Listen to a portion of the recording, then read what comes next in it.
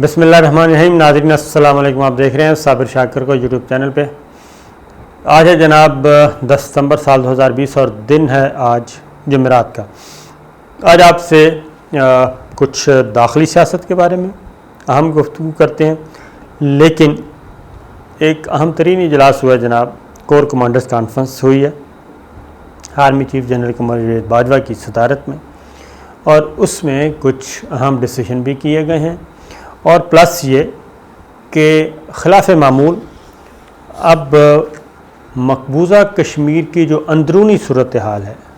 अंदरूनी सूरत हाल मकबूजा कश्मीर की, वो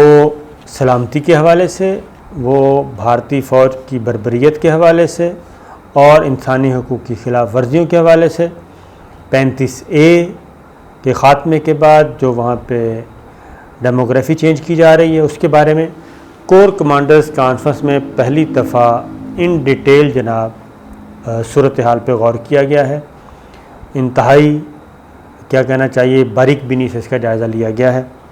और कुछ इंफॉर्मेशंस और वहाँ के हालात और वहाँ के लोग चाहते क्या हैं और वहाँ के लोग पाकिस्तान को पुकार रहे हैं, पाकिस्तान से मदद कर रहे हैं, और अगर पाकिस्तान की तरफ से कोई भी अटैम्प्ट होती है और चाइना और इंडिया के दरमियान कोई झगड़ा होता है, जैसा कि जाहिर किया जा रहा है, क्योंकि श्रीनगर से भी काफ़ी डिप्लॉयमेंट देखी गई है और इमेजेस भी देखे गए हैं। ह्यूमन इंटेलिजेंस भी यही है कि श्रीनगर में भी काफ़ी गड़बड़ नज़र आई है डिप्लॉयमेंट के हवाले से, मूवमेंट के हवाले से, फोर्सेस के हवाले से। तो ये सारी चीज़ ख़ास तौर पे जनाब कल जो है कोर कमांडर्स कॉन्फ्रेंस में ज़ेर बहस आई और उसमें जो डिसीशन लिए गए हैं वो बस बताने वाले नहीं हैं, लेकिन वो ऐसे हैं कि अगर इंडिया की तरफ से कोई भी हरकत की गई या कोई भी चांस मिला पाकिस्तान को, तो पाकिस्तान को रियायत नहीं करेगा और पाकिस्तान भरपूर कार्रवाई करने का इरादा रखता है। उसकी रीज़न ये है कि इंडिया बाज नहीं आ रहा, और वो ये है कि एक तरफ तो वो चाइना के साथ, मैंने पिछली वीडियो में बताया था कि चाइना के साथ तो वो पंगे ले ही रहा है, एक तरफ वो दोगली पॉलिसी और मल्टी डायमेंशनल पॉलिसी है उसकी, एक तरफ वो बातचीत में भी राजनाथ सिंह वज़ीर दिफ़ा चीनी वज़ीर दिफ़ा से मिले, और आज जो वज़राए ख़ारजा हैं वो मिल रहे हैं। तो ये जो चीज़ें हैं ये सारी, और दूसरी जानब क्या कर रहा है वहाँ पे, वो मुआहदों की तोड़ने की बात उसने शुरू कर दी है। तो इसलिए पाकिस्तान ने जनाब, ये सितंबर का महीना चल रहा है, तकरीबन 8 माह में पाकिस्तान ने 11वां क्वाड कॉप्टर गिराया है। वो जो छोटा जासूसी वाला कॉप्टर होता है और वो भेजा जाता है लाइन ऑफ कंट्रोल पे, वो भेजा गया था। ये 11वां था जो पाक फ़ौज ने गिराया, और अब तक 8 महीनों में 11 क्वाड कॉप्टर गिराए जा चुके हैं। इनका बुनियादी मकसद यही होता है कि मूवमेंट्स का जायज़ा लेना, कि वहाँ से वो भेजते हैं और भेज के पीछे वो कंट्रोल कर रहे होते हैं, फुटेज रिकॉर्ड कर रहे होते हैं, देखी जा रही होती है। जैसे हम ये न्यूज़ चैनल्स में भी जो बहुत बड़ा इवेंट हो तो हम कर रहे होते हैं, फ्लाइंग कैमरा उसको उड़ रहे होते हैं वो, तो उसी नौइयत की चीज़ें हैं। तो बुनियादी मकसद उसका ये है कि जासूसी करना, लाइन ऑफ कंट्रोल के इस पार यानी कि पाकिस्तान वाली साइड पे देखना कि हमारी अफवाज की मूवमेंट कितनी है। तो वो तो हम 11 गिरा चुके हैं, और उसके बाद ये है कि कल का जो कोर कमांडर कॉन्फ्रेंस का इजलास हुआ है उसमें भी फ़ैसला यही हुआ है कि इससे कोई रियायत नहीं की जाएगी। दूसरी बात एक और फ़ैसला किया गया जो कि बहुत इम्पोर्टेंट है, और वो ये है कि सोशल मीडिया पे जी जो चल रही है, कैंपेन चलाई जाती है, जिसको आप 5th जनरेशन वारफेयर भी कहते हैं, हाइब्रिड वारफेयर भी कहते हैं, ये जो सोशल मीडिया पे बाकायदा तौर पे कैंपेन चलाई जाती है पाकिस्तान के ख़िलाफ़, पाकिस्तान के इदारों के ख़िलाफ़, उसमें अदलिया भी शामिल है, उसमें फ़ौज भी शामिल है, और पाकिस्तान के मजहबी मुनाफरत फैलाने की भी एक कैंपेन है, ये सारी चलाई जाती है ताकि पाकिस्तान को अंदर से डिस्टेबल किया जा सके। तो इसके लिए एक फ़ैसला किया गया है और वो फ़ैसला ये है कि जनाब किसी किस्म की कोई रियायत ना की जाए और ऐसे जितने भी सोशल मीडिया के अकाउंट्स हैं उनको मॉनिटर भी किया जाए और उनको ट्रेस किया जाए, और अगर वो पाकिस्तान के अंदर हैं और पाकिस्तानी चला रहे हैं तो उनको तो आप सख्त तरीन जो क्या कहना चाहिए इंसदाद दहशतगर्दी एक्ट के तहत उनके ख़िलाफ़ कार्रवाई की जाए और जिस नौइयत का जुर्म होगा वैसे ही उनको दी जाए। ये एक बना है फुल डोज प्रोग्राम। दूसरा, ये पहले भी आ चुका था कि सोशल मीडिया को जो बड़ी बड़ी वेबसाइट्स हैं और समाजी राब्ते की साइट्स हैं उनकी ओनर्स के साथ बात की जाए और उन्हें कहा जाए कि जनाब ये सारा जो सेटअप है वो पाकिस्तान में भी इनके ऑफिसेस होने चाहिए और ऐसा मवाद जहाँ से भी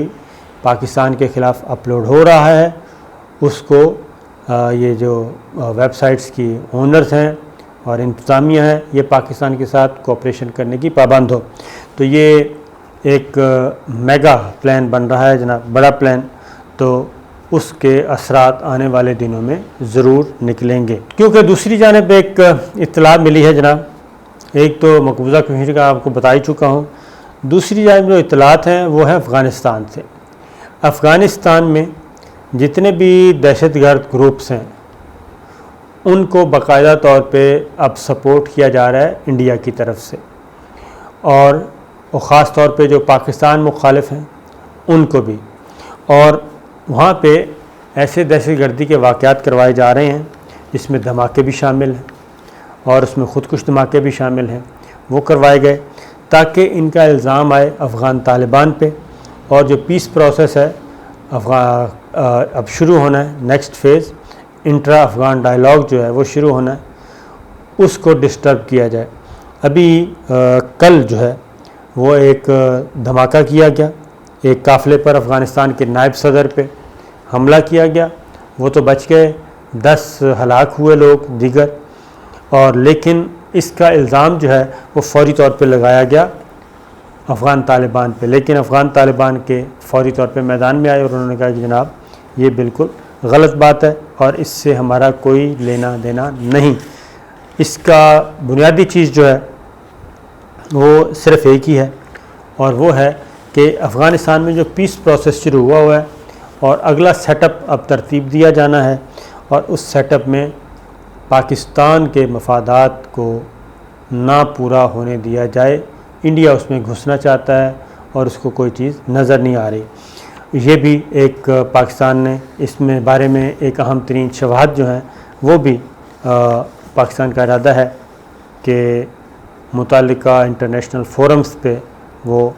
दिए जाएं, और ये कहाँ दिए जाएंगे मैं इंशाल्लाह बहुत जल्द आपको बताऊंगा, फ़िल वक्त हम इसको नहीं बताएंगे। अब आते हैं जनाब एक और ख़बर की तरफ, और वो ख़बर है ख़ास तौर पे जुड़ी हुई इज़राइल और यूएई। तो वो जनाब टाइम आ गया है, वक्त करीब आ चुका है इज़राइल को तस्लीम करने का। पहले 22 सितंबर का नाम लिया जा रहा था, अब है जनाब वो 15 सितंबर की तारीख़ है। 15 सितंबर को इज़राइल को बाकायदा तौर पे यूएई तस्लीम कर लेगा और ये तकरीब होगी वाइट हाउस में, और इसमें जो यूएई के सरबराह हैं वो भी जाएंगे और उधर से नेतन्याहू आएंगे, प्रेसिडेंट ट्रंप होंगे, उनके दामाद होंगे कोशनर, तो इनकी मौजूदगी में ये होगा। उससे पहले पहले जो मुआहदे हैं उनको हतमी शक्ल दी जा रही है, और उसका एक तोहफ़ा जो है वो प्रेसिडेंट ट्रंप को भी मिल चुका है जनाब। उसका तोहफ़ा ये मिला है कि पहले ये तारीख़ थी 22 सितंबर के 22 सितंबर को वाइट हाउस में दस्तखत होंगे, लेकिन अब जो ख़बर आई है वो ये आई है कि अब ये 15 सितंबर की नई तारीख़ दी जा रही है। इसमें इज़राइली वज़ीर-ए-आज़म आपको बता चुका हूँ, अबू धाबी के वली अहद प्रिंस मोहम्मद बिन ज़ैद अल नहयान और दीगर हुक्काम जो हैं वो शरीक होंगे। तो दूसरी जानिब जनाब प्रेसिडेंट ट्रंप को भी गिफ्ट मिल चुका है और वो गिफ्ट मिला है नोबेल इनाम के लिए उनको नामजद कर दिया गया है और नॉर्वे के रुकन पार्लियामेंट हैं, उन्होंने प्रेसिडेंट ट्रंप को जी इस अवार्ड के लिए नामजद किया है। और अब तक साल 2020 के लिए तकरीबन 318 शख्सियात को नामजद किया जा चुका है और अब हतमी तौर पे किसको मिलेगा ये एक लंबा प्रोसेस है, लेकिन बहरहाल नामजदगी उनकी हो गई है। लास्ट ईयर भी नामजद करने की कोशिश की गई थी लेकिन प्रेसिडेंट ट्रंप नहीं जीत सके थे नॉमिनेशन के लिए भी, लेकिन इस बार उनको कि जनाब वो जीत गए हैं और नॉमिनेशन हो गई है। एक और बड़ी खबर ले लें। अब प्रेसिडेंट ट्रंप के बारे में बाकी लोग क्या कहते हैं ये मैं आपको फिर किसी वक्त बताऊंगा, क्योंकि एक और ख़बर है और वो है, हमने आपको पहले भी बताया था कि सऊदी अरब जौहरी हथियार जी जौहरी ताकत बनने की तरफ जा रहा है और प्लानिंग कर रहा है सऊदी अरब। तो इस बारे में अब बाकायदा तौर पे ख़बरें आना शुरू हो गई हैं। जो इंटरनेशनल एटॉमिक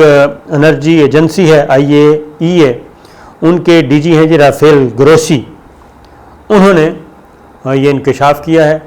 कि सऊदी अरब जो है वो जौहरी तवानाई के हसूल के लिए का मंसूबा बना रहा है, उसकी तरफ गामजन है। ये ख़बर पहले दी गई थी और ये किंग अब्दुल अज़ीज़ सिटी है जनाब, उसके आसपास ये जगह बताई गई है कि वहाँ पे ये सारी एक्टिविटीज़ हो रही हैं और इसको पहले लिंक किया गया था चाइना के साथ कि जनाब ये चाइना ये सपोर्ट कर रहा है, जबकि वो ख़बर सिर्फ इसलिए लगवाई गई और वो बैक वक्त